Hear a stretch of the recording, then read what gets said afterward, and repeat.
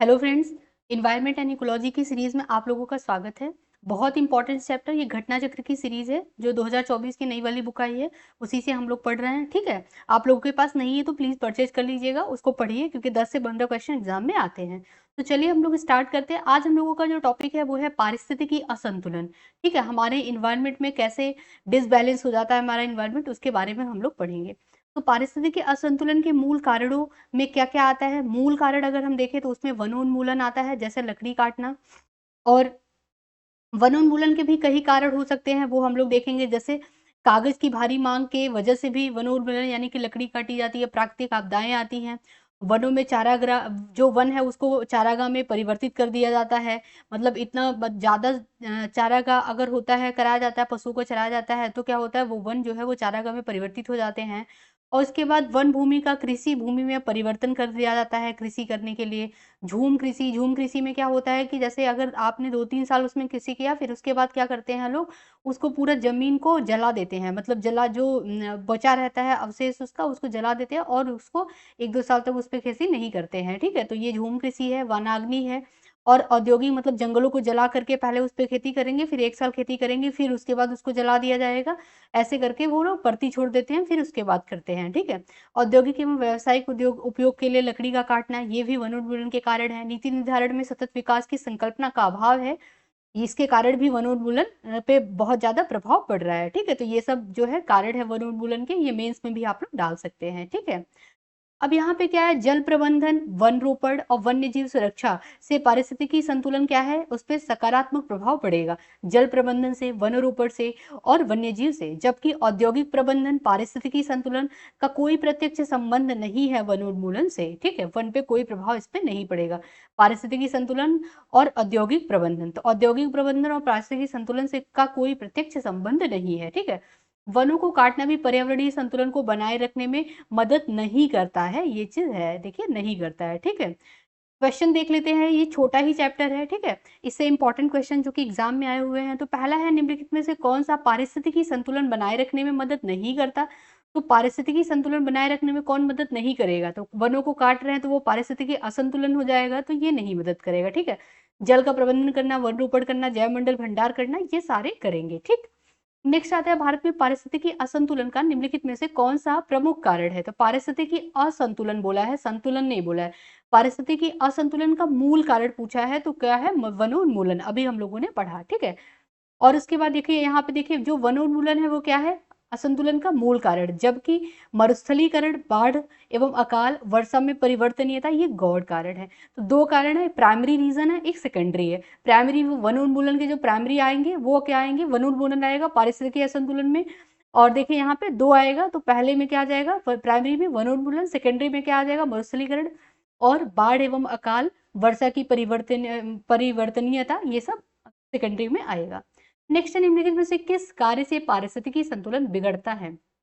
किस कार्य से बिगड़ता है? तो वो लकड़ी काटने से पारिस्थितिकी संतुलन बिगड़ता है, ठीक है? निम्नलिखित में से किसका पारिस्थितिकी संतुलन से संबंध नहीं है? तो किसका संबंध नहीं है? जल प्रबंधन का है, वन रोपण का भी है, वन्यजीव सुरक्षा का भी है, औद्योगिक प्रबंधन का जो है वो नहीं है। तो ये आंसर हो जाएगा, ठीक है? नेक्स्ट जो चैप्टर है वो है वहन क्षमता व पारिस्थितिकी कर्मता। वहन क्षमता का मतलब होता है कैरिंग कैपेसिटी, ठीक है? इंग्लिश में इसको बोलते हैं कैरिंग कैपेसिटी। तो एक संतुलित पारिस्थितिकी तंत्र में जीवों की वृद्धि भी संतुलित होनी चाहिए। जैसे कि हमारा जो पॉपुलेशन है, अगर पॉपुलेशन बहुत तेजी से बढ़ रहा है, तो ये हमारे इन्वायरमेंट के लिए बहुत ज़्यादा हानिकारक है, ठीक है? पारिस्थितिकी अगर हमारे इन्वायरमेंट को संतुलित करना है, तो हमें जो है अपने जनसंख्या पे भी कंट्रोल करना पड़ेगा, नियंत्रण करना पड़ेगा, ठीक है? तो ये चीज़ है। तो यहाँ पे कैरिंग कैपेसिटी का मतलब यही है, संतुलन वृद्धि में किसी भी पारितंत्र वहन क्षमता के अनुरूप होता है, ठीक है? तो जो संतुलन वृद्धि है वो किसी भी पारितंत्र की वहन क्षमता के अनुरूप होनी चाहिए। वहन क्षमता अथवा जनसंख्या वहन क्षमता यानी कैरिंग कैपेसिटी किसी भौगोलिक क्षेत्र में पारितंत्र में किसी जीवधारी प्रजाति की उस अधिकतम जनसंख्या के रूप में परिभाषित की जाती है जिस उस पारितंत्र के संसाधन पोषण प्रदान कर सके। मतलब कि वो पारितंत्र में पारितंत्र के अनुरूप हो, ठीक है? कि नहीं कि जैसे किसी भी जीवधारी चाहे एनिमल हो, चाहे इंसान हो, ठीक है? तो सारे में, ठीक? तो वो चीज़ कैरिंग कैपेसिटी का बोल रहा है यहाँ पे। ये चीज़ डायग्राम भी बना के दिखाया गया है यहाँ पे कि जनसंख्या वृद्धि का ग्राफ जो है वो एस जो है आकृतिनुमा वहन क्षमता को प्रदर्शित करता है, ठीक है? कि मतलब जाते-जाते अगर ऊपर जाएगा, इससे ऊपर जाएगा तो क्या जा हो जाएगा वो हानिकारक रहेगा, ठीक है? अब यहाँ पे पूछा है क्वेश्चन में किस निश्चित क्षेत्र में प्राणियों की संख्या की सीमा जिसे पर्यावरण समर्थन कर सकता है क्या कहलाती है? तो उसको वहन क्षमता कहते हैं, ठीक है? अब नेक्स्ट जो चैप्टर है वो है खाद्य श्रृंखला। बहुत इंपॉर्टेंट चैप्टर है, एग्जाम में इससे क्वेश्चन आता ही आता है। तो फूड चेन के बारे में हम लोग पढ़ेंगे। तो यहाँ पे देखिए फूड चेन होता क्या है, दिखाया गया है पूरा यहाँ पे डायग्राम बना करके। तो किसी पारिस्थितिकी तंत्र के संतुलन हेतु ऊर्जा की आवश्यकता होती है, ठीक है? हमें अपने शरीर को भी अगर संतुलित करना है तो हमें ऊर्जा की आवश्यकता होती है। ऊर्जा के लिए ही तो हम क्या करते हैं, हम फूड इनटेक करते हैं, हम खाना खाते हैं, ठीक है? तभी कहा जाता है हेल्दी खाना खाना चाहिए, फ्रूट्स खाना चाहिए कि क्योंकि हमें ऊर्जा की आवश्यकता होती है, तो ऐसा चीज़ खाओ जिससे ज़्यादा से ज़्यादा ऊर्जा एनर्जी मिले, ठीक है? और हम सेहतमंद रहें। जीवों की यह ऊर्जा जो है खाद्य पदार्थों के माध्यम से पहुँचती है, तो जीवों की जो ये ऊर्जा ये खाद्य माध्यम से पहुँचेगी खाद्य पदार्थ। ऐसे पदार्थ जिनके ऑक्सीकरण के पश्चात जीवधारियों को ऊर्जा प्राप्त होती है, उसे फूड कहते हैं। तो यहाँ पे डेफिनिशन दिया गया है।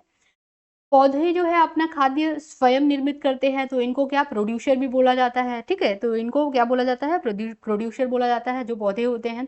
खाद्य श्रृंखला विभिन्न प्रकार के जीवधारियों का एक ऐसा क्रम है जिसमें किसी पारिस्थितिकी तंत्र में ऊर्जा का प्रवाह होता है। तो ये डेफिनिशन है, मेंस में आ सकता है। खाद्य श्रृंखला विभिन्न प्रकार की विभिन्न प्रकार की, ये कीवर्ड आप लोग याद कीजिए। यहाँ पे इस कीवर्ड में प्रीलिम्स में देना होगा तो क्या करेगा? खाद्य श्रृंखला एक प्रकार के जीवधारी का एक ऐसा क्रम है जिससे किसी पारिस्थितिकी तंत्र में ऊर्जा का प्रवाह होता है। नहीं, तो गलत हो जाएगा। विभिन्न प्रकार के जीवधारियों का एक ऐसा क्रम है जिससे किसी पारिस्थितिकी तंत्र में ऊर्जा का प्रवाह होता है, ठीक है? जीवों द्वारा ऊर्जा की यह प्रवाह जो है वो यूनिडायरेक्शनल है। ये भी एग्जाम में बहुत बार आ चुका है कि जीवों का जो ऊर्जा का ये प्रवाह है ये यूनिडायरेक्शनल है, ठीक है? ये क्या है? एक दिवसीय है, यानी कि अगर नीचे से ऊपर जा रहा है तो ऐसे ही जाएगा। ऐसा नहीं है कि जिगजैग में कि नीचे से ऊपर भी, देखिए नीचे से ऊपर भी जा रहा है और ऊपर से नीचे भी आ रहा है, तो ये चीज नहीं होगा, यहाँ पे यूनिडायरेक्शनल होगा। अब उदाहरण स्वरूप यहाँ पे घास स्थल का जो है दिया गया है, यहाँ पे खाद्य श्रृंखला में सही क्रम में बताया गया। तो सबसे पहले क्या प्रोड्यूसर में, उत्पादक में क्या आएंगे? घास आएगा, ठीक है? घास को कौन खाएगा? टिड्डा खाएगा, जो कि शाकाहारी प्राथमिक उपभोक्ता कहा जाएगा टिड्डा। फिर टिड्डा को कौन इनटेक करेगा? मेंढक इनटेक करेगा, जिसको द्वितीयक उपभोक्ता यानी कि सेकेंडरी जो है कंज्यूमर कहा जाएगा इंग्लिश में। मेढक को कौन इनटेक करेगा? वो सर्प खाएगा, तो सर्प को क्या कहा जाएगा? ये तृतीयक उपभोक्ता यानी कि ये टर्सरी कंज्यूमर कहे जाएंगे, ठीक है? तो ये क्या है? ग्रासलैंड क्या है? फूड चेन का ग्राफ। ग्रासलैंड पे अगर फूड चेन का ग्राफ बनाना होगा तो आपको ऐसे बनाना होगा, पहले घास, फिर टिड्डा, फिर मेंढक, फिर सर्प। इसको आप पिरामिड के अनुसार भी बना सकते हैं, ठीक है? तो पहले पे आप बना सकते हैं घास, दूसरे पे, तीसरे पे। तो यहाँ पे क्या हो जाएगा? यहाँ पे आप घास लिख दीजिएगा और उसके बाद यहाँ पे टिड्डा, ठीक है? आप फिगर भी बना सकते हैं और मेंढक आ जाएगा, फिर उसके बाद यहाँ पे सर्प आ जाएगा। ये क्या हो जाएंगे? प्रोड्यूसर, ये हो जाएंगे प्राइमरी कंज्यूमर, ये हो जाएंगे सेकेंडरी कंज्यूमर, ये हो जाएंगे टर्सरी कंज्यूमर, ठीक है? तो ये चीज ऐसे भी कर सकते हैं आप। अब देखिए घास बकरी मानव आहार श्रृंखला के का निर्माण करते हैं। जैसे घास स्वपोषी है, ठीक है? प्रोड्यूसर है, उत्पादक है। घास को कौन खाया? बकरी खाई, बकरी शाकाहारी उपभोक्ता हुई, मतलब प्राइमरी कंज्यूमर। फिर इसको किसने खाया? बकरी को अगर मनुष्य ने खाया तो वो सर्वाहारी उपभोक्ता। अगर मनुष्य जो शाकाहारी है वो शाकाहारी, वो प्राइमरी कंज्यूमर में आएगा, जो सर्वाहारी है वो सेकेंडरी कंज्यूमर में आएगा, ठीक है? सर्वाहारी उपभोक्ता में आएगा, ठीक है? अब ऑम्निवोर भी बोलते हैं इनको, सेकेंडरी कंज्यूमर को इंग्लिश में। तो अब यहाँ पे जीवीय जो संगठक है, बायोटिक कंपोनेंट। अब देखिए यहाँ पे बायोटिक कंपोनेंट जीवीय संगठक के बारे में बोल रहा है। ऐसे जीवित वस्तुएं हैं जो पारिस्थितिकी तंत्र का निर्माण करती है। तो जीवीय यानी कि बायोटिक जो कंपोनेंट, वो ऐसे कंपोनेंट है जो पारिस्थितिकी तंत्र का निर्माण करते हैं, ठीक है? यहाँ पे वही चीज बोला है कि जीवीय बायोटिक कंपोनेंट ऐसे जीवित क्या है? वस्तुएं हैं जो कि पारिस्थितिकी तंत्र का निर्माण करते हैं, ठीक है? पहला क्या है? इसमें उत्पादक आएंगे, जो कि जैसे कि पेड़ पौधे, शैवाल। शैवाल भी जो है प्रोड्यूसर में आएंगे, ये बहुत इंपॉर्टेंट है, एग्जाम में बहुत बार पूछा हुआ है, ठीक है? तो उत्पादक यानी कि जो प्रोड्यूसर है, शैवाल भी प्रोड्यूसर में आएंगे। उपभोक्ता में जैसे जानवर, मनुष्य, ये लोग उपभोक्ता में आएंगे, कंज्यूमर में आएंगे। अपघटक डिकम्पोजर्स इंग्लिश में बोलते हैं, कवक और जीवाणु जो है वो डिकम्पोजर्स में आएंगे। और उत्पादक में शैवाल और पेड़ पौधे आएंगे। पारिस्थितिकी तंत्र में ऊर्जा का जो अंतरण क्रमबद्ध स्तरों की एक श्रृंखला में होता है, क्रमबद्ध स्तर में होता है, ठीक है? जिसे खाद्य श्रृंखला कहते हैं। अभी हम लोगों ने ऊपर भी पढ़ा, यूनिडायरेक्शनल एनर्जी का प्रवाह होगा, ठीक है? ऊर्जा का प्रवाह यूनिडायरेक्शनल, एक दिवसीय होगा, ठीक है? एक दिशी मतलब एक दिशा में होगा। पारिस्थितिकी तंत्र के विभिन्न जीव, पेड़ पौधे एवं जंतु अपनी पोषण संबंधी आवश्यकताओं के अनुसार एक दूसरे पर क्या होते हैं, निर्भर रहते हैं। ठीक है, तो ये चीज है। पारितंत्र के जैविक घटकों में से हरे पौधे उत्पादक घटक के अंतर्गत आते हैं। तो जो हरे पौधे हैं वो क्या आएंगे, प्रोड्यूसर में आएंगे। ठीक है, हरे पौधे प्रोड्यूसर में आएंगे। और जो देखिए हरे पौधे सूर्य के प्रकाश का उपयोग करके प्रकाश संश्लेषण की विधि द्वारा क्या करते हैं, अपना आहार स्वयं बनाते हैं। अपना भोजन जो स्वयं बनाएंगे वो प्रोड्यूसर की कैटेगरी में आएंगे। जैसे पेड़ पौधे, शैवाल। ठीक है, जो पौधे हैं स्वपोषित, इनको ऑटोट्रॉप भी कहा जाता है, स्वपोषित भी कहा जाता है। हरे पौधे जो है मानव सहित समस्त जंतुओं के लिए प्रत्यक्ष एवं अप्रत्यक्ष रूप से आहार या ऊर्जा की आपूर्ति प्रदान करते हैं। वे सभी पौधे जो कि प्रकाश संश्लेषण के द्वारा भोजन का निर्माण करते हैं वो प्राथमिक पोषक या उत्पादक कहे जाते हैं। ठीक है, पौधे प्रकाश संश्लेषण हरे रंग के लवक यानी क्लोरोफिल की सहायता से करते हैं। तो प्रकाश संश्लेषण किसकी सहायता से करते हैं, जो हरे लवक है क्लोरोफिल उसकी सहायता से करते हैं। यानी कि आप ऐसे भी कह सकते हैं कि क्लोरोफिल के कारण ही जो पौधे होते हैं उनकी पत्तियां जो होती है हरी रहती हैं। ठीक है, तो हरे पौधे की जो पत्तियां हैं वो हरे रहने का कारण क्लोरोफिल ही है। ठीक है, अब हम आ जाते हैं, ये क्या था, ये हमारा हम लोग लैंड पे पढ़ रहे थे। ठीक है, ग्रास लैंड पूरा पढ़ रहे थे, तो जमीन पे पढ़ रहे थे। अब हम समुद्र की बात करते हैं। समुद्री खाद्य श्रृंखला में देखते हैं तो फाइटोप्लैंक्टन मुख्य प्राथमिक उत्पादक है। जैसे अगर हम जमीन की बात करते हैं तो ग्रास होता है, ग्रास यानी कि घास होगा, पेड़ पौधे होंगे। अगर हम समुद्र खाद्य श्रृंखला की बात करेंगे तो फाइटोप्लैंक्टन, फाइटोप्लैंक्टन जो है ये मुख्य क्या होगा, प्राथमिक उत्पादक होगा यानी कि प्रोड्यूसर होगा। ये प्रकाश संश्लेषण की क्रिया द्वारा ऊर्जा प्राप्त करते हैं। पृथ्वी के वायुमंडल में उपस्थित ऑक्सीजन की अधिकतर मात्रा के लिए फाइटोप्लैंक्टन ही उत्तरदायित्व है। एग्जाम में पूछ लेता है कि पृथ्वी के वायुमंडल में उपस्थित अधिकतम ऑक्सीजन की मात्रा के लिए कौन है उत्तरदायी, तो फाइटोप्लैंक्टन है। जैसा कि आप लोगों को पता होगा कि जो पेड़ पौधे हैं जो प्रकाश संश्लेषण की क्रिया करके अपना भोजन बनाते हैं, तो वो क्या करते हैं, ऑक्सीजन को क्या करते हैं, छोड़ते हैं और कार्बन डाइऑक्साइड को इनटेक करते हैं। ठीक है, तो वैसे फाइटोप्लैंक्टन भी है, वो क्या करेगा, ऑक्सीजन को क्या करेगा, बाहर छोड़ेगा और कार्बन डाइऑक्साइड को एब्जॉर्ब करेगा। ठीक है, तो इसी संदर्भ में यहाँ पे लिखा गया है कि पृथ्वी के वायुमंडल में उपस्थित जो ऑक्सीजन की अधिकतम मात्रा उसके लिए जिम्मेदार है फाइटोप्लैंक्टन। ठीक है, तो फाइटोप्लैंक्टन याद कर लीजिएगा आप लोग। अब यहाँ पे देखिए हम लोग देख लेते हैं विभिन्न पारिस्थितिकी तंत्र के प्राथमिक उत्पादक इस प्रकार हैं। जैसे अब यहाँ पे प्राथमिक उत्पादक पे देखते हैं पारिस्थितिकी तंत्र। तो जो फाइटोप्लैंक्टन है यानी कि पादप प्लवक इसको हिंदी में बोलते हैं, गहरे जलीय स्रोत या समुद्र में पाए जाते हैं ये प्राथमिक। तो अब पूछ लेता है एग्जाम में कि जो गहरे जलीय स्रोत या समुद्र में प्राथमिक उत्पादक कौन है, तो वो है फाइटोप्लैंक्टन। ठीक है, अगर छिछले पानी में देखा जाए तो जड़युक्त पौधे होते हैं वो छिछले पानी में होते हैं। मैनग्रूव जब आप लोग पढ़ेंगे तो उसमें देखेंगे। ठीक है, ग्रासलैंड के लिए विभिन्न प्रकार की घासें, जंगली शाकीय पौधे जो होते हैं वो, फसल भूमि यानी क्रॉपलैंड के लिए फसल के जो पौधे हैं वो होते हैं। ठीक है, तो ये चीज है इंपॉर्टेंट कि अगर समुद्र की बात करेंगे तो फाइटोप्लैंक्टन, पानी छिछले पानी की बात करेंगे मैनग्रोव की तो जड़युक्त पौधे, और ग्रासलैंड की बात करेंगे तो जो घास है, जंगली और शाकीय पौधे, और फसल भूमि की तो फसल के पौधे आएंगे। ठीक है, अब यहाँ पे किसी खाद्य श्रृंखला में मुख्यतः शाकाहारी प्राणी ही प्राथमिक उपभोक्ता की श्रेणी में आते हैं। तो प्राथमिक उपभोक्ता यानी प्राइमरी कंज्यूमर उन्हें ही बोल देंगे जो कि शाकाहारी प्राणी होंगे। जैसे मनुष्य जो है जो सर्वाहारी प्राणी है यानी कि मीट भी खाता है, मांस मीट भी खाता है, और घास भी, मतलब घास इन द सेंस की सब्जी और ये सब भी खाता है, साग सब्जी भी, तो वो ओमनिवोर की कैटेगरी में आएगा। वो प्राथमिक उपभोक्ता में नहीं, वो सेकेंडरी उपभोक्ता में आएगा। जो इंसान शाकाहारी भोजन करता है वो ही प्राइमरी उपभोक्ता यानी कि प्राथमिक उपभोक्ता के अंतर्गत आएगा। यहाँ पे लिखा गया उदाहरण स्वरूप हिरण जो है वो शाकाहारी प्राणी है, अतः यह प्राथमिक उपभोक्ता है। चींटी जो है अपघटक यानी डिकम्पोजर तथा प्राथमिक उपभोक्ता दोनों की श्रेणी में आती है। एग्जाम में बहुत बार पूछ चुका है, चींटी जो है वो प्राथमिक उपभोक्ता भी है, डिकम्पोजर अपघटक की भी श्रेणी में आती है। यह पौधे को खाकर सेल्यूलोज से ऊर्जा प्राप्त करती है, तो पौधे को खाकर सेल्यूलोज से ऊर्जा प्राप्त करेगी तो उस आधार पे हम कहेंगे प्राथमिक उपभोक्ता। ठीक है, बाघ मांसाहारी प्राणी होते हैं तथा लोमड़ी जो है वो सर्वाहारी है। लोमड़ी क्या है, सर्वा। ये दोनों प्राथमिक उपभोक्ता की श्रेणी में नहीं आते हैं, तो ये दोनों बाघ और लोमड़ी जो है ये दोनों सेकेंडरी उपभोक्ता की श्रेणी में आएंगे। अब यहाँ पे बोला गया है कि अतः वे जीवधारी जो अपना भोजन प्राथमिक उत्पादक यानी हरे पौधों से प्राप्त करते हैं उन्हें प्राथमिक उपभोक्ता कहते हैं। ये एग्जाम आपको डिफिनेशन दिया गया है। इन शाकाहारी प्राणियों को खाने वाले जीवधारियों को मांसाहारी कहा जाता, अतः उपभोक्ता परपोषी जीव भी कहा जाता, ओमनिवोर इंग्लिश में कहा जाता है। ठीक है, फिर यहाँ पे देखिए है दिया गया है कि जो मनुष्य जो है साग सब्जियों का सेवन करने पर मनुष्य प्राथमिक उपभोक्ता, जबकि मांस भक्षी होने पर द्वितीयक उपभोक्ता की श्रेणी में आ जाएगा। जैसा कि हम लोगों ने पहले ही डिस्कस कर लिया। अपघटक वे जीव, अपघटक का मतलब डिकम्पोजर्स, वे जीव होते हैं जो अपक्षय या सड़न की प्रक्रिया को तेज करते हैं, ठीक है। अब ये जो डिकम्पोजर्स है, इससे एक बार क्वेश्चन ऐसे आया था कि जो मतलब क्वेश्चन पे पूछा, अभी हम लोग पढ़े भी थे ऊपर, कि अपघटक जो है वो कार्बनिक पदार्थ को अकार्बनिक पे क्या करता है, परिवर्तित कर देता है। तो हाँ सही है, अपघटक क्या करते हैं, कार्बनिक पदार्थ यानी जो सड़न की प्रक्रिया को तेज करते हैं। जो मृत अपघटक डिकम्पोजर जो मृत जंतुएं होते हैं, पौधे होते हैं, उनको खाते हैं। तो मतलब कि कार्बनिक पदार्थ को वो अकार्बनिक में कन्वर्ट करते हैं, ना कि अकार्बनिक को कार्बनिक में नहीं करते। तो ये चीज आप याद करिएगा, ठीक है, याद रखे रहिएगा।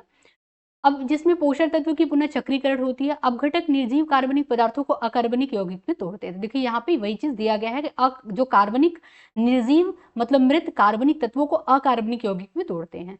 सूक्ष्म जीवों की एक विस्तृत किस्म जिसमें फफूंद, जीवाणु, गोलक्रीम, प्रोटोजोआ, केचुआ, ये अपघटक की भूमिका अदा करते हैं। तो अपघटक की श्रेणी में कौन कौन आएंगे, जैसे फफूंद आएगा, जीवाणु आएगा, प्रोटोजोआ आएगा, केचुआ, ये लोग अपघटक की श्रेणी में आएंगे, ठीक है। तो ये चीज आप लोग याद करिएगा। फिर उसके बाद अगर हम देखते हैं यहाँ पे स्थलीय पारितंत्र की तरह समुद्री पारितंत्र भी खाद्य आहार श्रृंखला पाई जाती है। तो स्थलीय पारितंत्र में हम लोगों ने देख लिया फूड चेन पूरा अच्छे से, तो उसी प्रकार से समुद्री पारितंत्र में भी पाई जाती है। तो ये इसमें जो श्रृंखला है वो सही क्रम याद कर लीजिए। डायटम जो है वो पहला है, स्वपोषी जिसको प्रोड्यूसर भी कहेंगे, क्रस्टेशियाई शाकाहारी उपभोक्ता तृतीय सेकंड पोजीशन पे आएंगे, और हेरिंग जो है मांसाहारी उपभोक्ता, ये इसको टर्सरी बोलेंगे। यानी कि देखिए प्रोड्यूसर, प्राइमरी कंज्यूमर और सेकेंडरी कंज्यूमर, ठीक है। तो याद कीजिएगा डायटम, क्रस्टेशियाई, हेरिंग, ठीक है। स्वपोषी शाकाहारी मांसाहारी में आएंगे, बहुत इंपॉर्टेंट है, एग्जाम में आया हुआ है। अब इनकी संख्या में गिरावट से पौधे के परागण पर प्रतिकूल प्रभाव पड़ता है। अगर हम देखें ये तितलियों की संख्या, अच्छा ये नेक्स्ट टॉपिक है, यहाँ तक समुद्री खत्म हो जाता है। तितलियों के पुष्पीय पौधों के परागण में, मतलब तितलियां जो है वो पुष्पीय परागण में महत्वपूर्ण भूमिका निभाती है। अगर तितली की संख्या में कमी होगी तो पौधों के परागण में भी कमी होगा, ठीक है, नए पौधे नहीं उगेंगे ज्यादा से ज्यादा। तो ये चीज यहाँ पे बताया गया है, ठीक है। अब यहाँ पे क्वेश्चन दिए गए हैं कुछ, जो कि हम लोग देख लेते हैं। तो एक घास स्थलीय पारिस्थितिकी तंत्र के खाद्य श्रृंखला में विभिन्न घटकों का सही क्रम, तो सबसे सही क्रम हम लोगों ने पढ़ा था, घास आता है, फिर उसके बाद प्राइमरी उपभोक्ता यानी कि प्राथमिक उपभोक्ता टिड्डा, फिर मेंढक, मेंढक के बाद सर। तो ये चीज है, घास, टिड्डा, मेंढक और सर। तो ए ऑप्शन इसमें करेक्ट हो जाएगा। नेक्स्ट है, निम्नलिखित में से पारिस्थितिकी तंत्र का कौन सा जीवीय संगठक नहीं है। तो कौन सा नहीं है, तो वायु जो है वो जीवीय संगठक नहीं है, वनस्पति, जानवर, जीवाणु है, ठीक है। नेक्स्ट क्वेश्चन है, यहाँ पे खाद्य श्रृंखला उस क्रम का निर्देशन करती है जिसमें जीवों की श्रृंखला एक दूसरे आहार मतलब एक दूसरे के आहार द्वारा पोषित होती है, ठीक है, ये चीज पूछा है, बताया है। तो हाँ, एक दूसरे के आहार द्वारा पोषित होते हैं, ये सही है। दूसरा है, खाद्य श्रृंखला एक जाति की समष्टि के अंतर्गत पाई जाती है। तो एक जाति नहीं, इसमें विभिन्न जातियां आती हैं, तो विभिन्न जाति के समष्टि के अंतर्गत पाई जाती है, ये गलत हो जाएगा। खाद्य श्रृंखला देखिए, जैसे विभिन्न जाति, जैसे घास मतलब घास आया, घास के बाद क्या, टिड्डा आया, टिड्डा के बाद क्या आया, टिड्डा को जो लोमड़ी ने खाया, ठीक है, मेंढक ने खाया, मेंढक को लोमड़ी ने खाया, तो ये चीज है, लोमड़ी या सर्प ने खाया। तो ये चीज क्या है, विभिन्न जाति के लोग आए, ठीक है। अब तीसरा है, खाद्य श्रृंखला उस प्रत्येक जीव की संख्याओं का जो दूसरे के द्वारा खाई जाती है निर्देशन करती है, तो ये भी गलत हो जाएगा, ठीक है। तो इसमें जो अगर हम सही देखें तो बस एक सही है, ऑप्शन 1 करेक्ट है इसमें, ठीक है, यहाँ पे है। तीसरा यहाँ पे असत्य क्यों है, ये चीज यहाँ पे है कि खाद्य श्रृंखला दूसरे के आहार बनाने वाले प्रत्येक जीव की संख्याओं का निर्देशन नहीं करती है, इसीलिए क्या हो जाएगा, प्रत्येक जीव का नहीं करेगी, वो अपने ऊपर वाले का करेगी। जैसे घास, घास को किसने खाया, टिड्डा ने, तो टिड्डा का करेगी, टिड्डा का फिर उसके बाद कौन करेगा, मेंढक, मेंढक का फिर कौन करेगा, सर। तो ये चीज है यहाँ पे, ठीक है। नेक्स्ट है, एक पारिस्थितिकी तंत्र में निम्नलिखित में से कौन प्राथमिक उपभोक्ता है। तो प्राथमिक उपभोक्ता कौन है, ठीक है। तो हम लोगों ने पढ़ा था चींटी जो है वो प्राथमिक उपभोक्ता भी है, डिकम्पोजर्स भी है, तो ये भी सही है। हिरण जो है वो प्राथमिक उपभोक्ता है, तो 1 और 2 ऑप्शन करेक्ट हो जाएगा। लोमड़ी जो है सेकेंडरी में, बाघ भी सेकेंडरी या टर्सरी में आएंगे दोनों, सॉरी टर्सरी में दोनों आएंगे, ठीक है, ये चीज है। फिर उसके बाद यहाँ पे देख लेते हैं, कुछ कारणों बस यदि तितलियों की जाति की संख्या जो है में बड़ी गिरावट होती है तो इसका क्या प्रभाव पड़ेगा, क्या परिणाम होगा इन्वायरमेंट पे हमारे, ये देख लेते हैं। कुछ पौधे के परागण पर प्रतिकूल प्रभाव पड़ेगा, ये करेक्ट है। कुछ कृषि पौधे एवं कवकीय जो प्रचंड रूप से बढ़ सकते हैं, तो इसका कोई मतलब नहीं है, तो ये नहीं सही है। इसी कारण बर्रे, मकड़ियां और पक्षियों की कुछ प्रजातियों की समष्टि में गिरावट होगी, हाँ तितलियां खाती हैं, तो ये चीज है। 1 और 3 ऑप्शन इसका करेक्ट होगा, यानी कि सी ऑप्शन करेक्ट हो जाएगा। अब नेक्स्ट है, खाद्य श्रृंखला यानी फूड चेन में मानव क्या है। तो मानव क्या है, वो प्राथमिक और द्वितीयक दोनों उपभोक्ता है। अगर शाकाहारी भोजन करता है प्राथमिक, अगर शाकाहारी मांसाहारी दोनों करता है द्वितीयक उपभोक्ता श्रेणी में आएगा, ठीक है।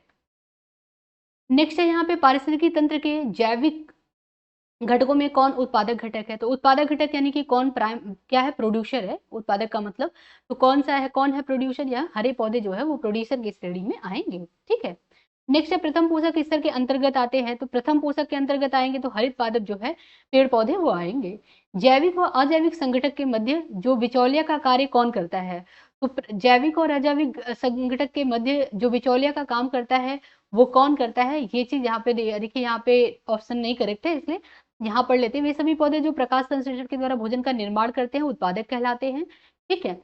और एक और जहां ये प्रकाश संश्लेषण के द्वारा अपना भोजन बनाते हैं वही मृदा से ये खनिज व पोषक तत्व प्राप्त करते हैं। वही दूसरी ओर ये स्वयं उपभोक्ता यानी शाकाहारी, मांसाहारी, सर्वाहारी जीवों के लिए प्रत्यक्ष या अप्रत्यक्ष रूप से भोजन का स्रोत का निर्माण करते हैं। ठीक है। वियोजक जो है ये क्या हो जाएगा? अपघटक के चक्रण के लिए यहाँ पे वियोजक जो है मृत जीवों अपघटक के चक्रण के लिए। तो बिचौलिया का काम मतलब जो एक इंसान मतलब एक चीज जो कि बिचौलिया का काम कर रहा है, जिससे क्या होगा? भोजन भी मिलेगा और वो भोजन बनाएगा भी। तो यहाँ पे हम लोग देख लेते हैं। तो उत्पादक जो है ये भी है सही, वियोजक भी है। वियोजक क्या काम करता है? वियोजक जो है यहाँ पे मृत जीव और अपघटक के बीच में क्या करेगा? बिचौलिया का काम करेगा। इसीलिए यहाँ पे बी और सी दोनों ऑप्शन करेक्ट हो जाएगा। ठीक है। नेक्स्ट यहाँ पे द्वितीयक उपभोक्ता के संदर्भ में अगर हम विषम पोषण स्तर देखें तो कौन सा सही होगा? तो इसमें जो है, सॉरी यहाँ पे क्वेश्चन यहाँ पे है, पारिस्थितिकी तंत्र के संदर्भ में निम्नलिखित कथनों पर विचार करना है। तो पहला क्या है? स्वपोषी स्तर पे उत्पादन को प्राथमिक उत्पादकता कहा जाता है। तो प्राथमिक उत्पादकता कहा जाता है, ये सही है। दूसरा जो है ये है द्वितीयक जो उत्पादकता के संदर्भ में परपोषी स्तर के उत्पादन से होता है। तो परपोषी से होता है क्योंकि ये डिपेंड रहते हैं प्राथमिक उपभोक्ता पे। ठीक है। तो 1 एंड 2 दोनों सही हो जाएगा। जैसे यहाँ पे देखिए दिया गया है, सूर्य के प्रकाश से पेड़ जो है वो क्या किया? अपना भोजन बनाया। फिर उसके बाद प्राथमिक उपभोक्ता में शाकाहारी आ गए। ठीक है। इनसे ऊर्जा का प्रवाह होता है, मांसाहारी आए, द्वितीयक उपभोक्ता जो कि शाकाहारी को खाए और मांसाहारी भी है जो, फिर उसके बाद सिर्फ मांसाहारी पे तृतीयक उपभोक्ता आएंगे। ठीक है। नेक्स्ट यहाँ पे निम्नलिखित में से कौन सा आहार श्रृंखला का सही क्रम है? तो हम लोगों ने पढ़ा था डाइटम, क्रस्टेशियाई और हेरिंग। तो ए ऑप्शन यहाँ पे करेक्ट हो जाएगा। ठीक है। तो आई होप आप लोग को क्लियर हो गया होगा। आज हम लोग यहीं तक रखते हैं। नेक्स्ट लेक्चर में लेके आऊंगी ऊर्जा का प्रवाह, कैसे एनर्जी फ्लो करता है, ये सब पोषण स्तर देखेंगे, बहुत इंपॉर्टेंट है। 2-3 चैप्टर करके हम लोग पढ़ेंगे। ठीक है। तो आज हम लोग यहीं तक रखते हैं। अगर कोई भी डाउट होगा तो प्लीज आप कमेंट बॉक्स में कमेंट कीजिएगा। अगर आप लोग को पसंद आ रहा है तो प्लीज चैनल को लाइक एंड सब्सक्राइब करना ना भूलिए। आज के लिए बस इतना ही, तब तक के लिए धन्यवाद।